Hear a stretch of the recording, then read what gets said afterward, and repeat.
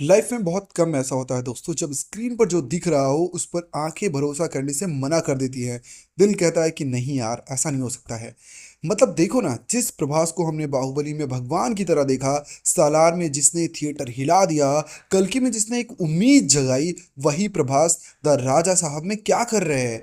या तो ये किसी का सपना है या फिर असली वाले प्रभास कहीं छुट्टी पर है और हमें उनकी सस्ती डुप्लीकेट कॉपी थमा दी गई है। वैसे अगर आप प्रभास के फैन हो तो चैनल को सब्सक्राइब जरूर कर देना और वीडियो को लाइक जरूर कर देना। मैं इस फिल्म का रिव्यू तो बाद में करूंगा।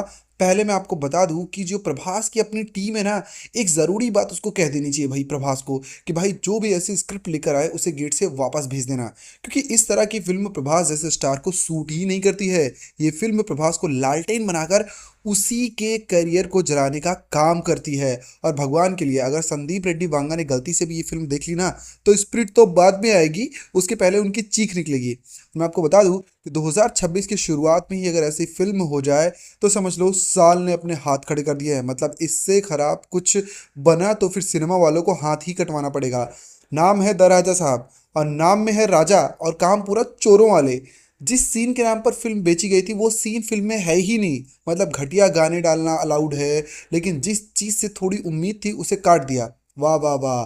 और मैं बताऊं, हमने तो ओम राउत को ऐसे ही बदनाम कर रखा है। द राजा साहब के सामने आदि पुरुष को भी ऑस्कर भेज देना चाहिए। अगर उस फिल्म से डर गए थे तो इस फिल्म के बाद तो भैया तुम्हें फ्री में थेरेपी मिलनी चाहिए। चलो अब मैं आपको कहानी समझा देता हूँ, क्योंकि मेकर्स ने तो कहानी का ऐसा हाल किया है कि गूगल भी समझाने से मना कर दे।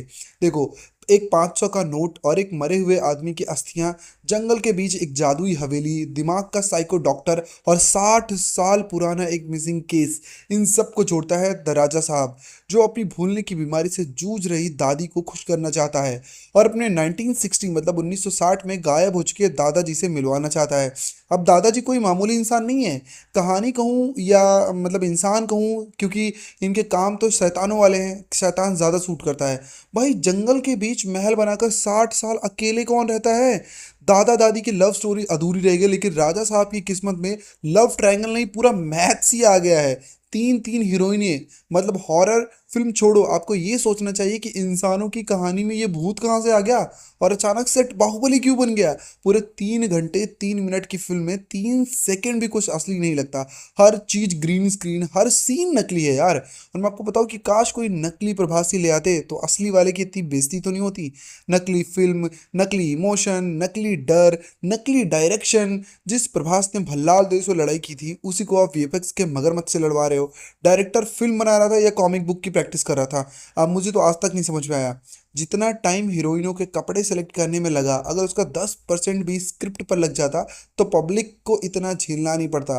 प्रभास के इस फिल्म ने जो कराया है उसे एक्टिंग में सीधा क्राइम कहते हैं। और ये बातें मैं प्रभास का हेटर होके नहीं बोल रहा हूँ, बल्कि उनका फैन होकर बोल रहा हूँ भाई, क्योंकि मेरे को दिल से बुरा लगता है कि अगर एस एस राजा मौली ने प्रभास को पैन इंडिया स्टार बनाया है तो ये फिल्म उन्हें वापस वहीं पर छोड़ने वाली है। और अगर विलन की बात करें तो भैया संजय दत्त। अब पर क्यों है संजय दत्त? डराने के लिए या फिर इंटरेस्ट के लिए? भाई वो कर क्या रहे इतना फालतू नेगेटिव रोल जिसका कहानी पर कोई असर ही नहीं है। सबसे बड़ा हॉरर यही है कि संजय दत्त को ये सब देखना पड़ रहा है, मतलब संजय दत्त को ये सब करते हुए मुझे देखना पड़ रहा है। और अगर कॉमेडी की बात, भाई कॉमेडी की तो बात ही मत करो। खासकर हिंदी डबिंग में डायलॉग ऐसे है कि कान से खून निकल जाए।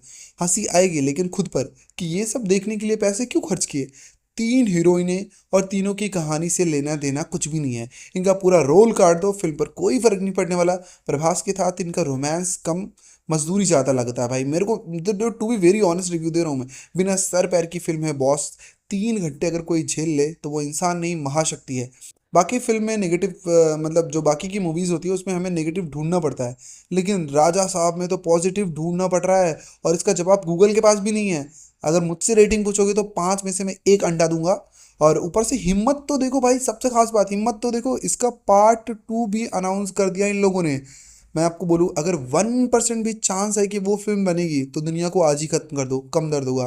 देखो फिल्म में अगर मुझसे पूछोगे तो भैया zero, acting zero, story zero और डायरेक्शन तो मैं बोलूँगा डबल ज़ीरो है।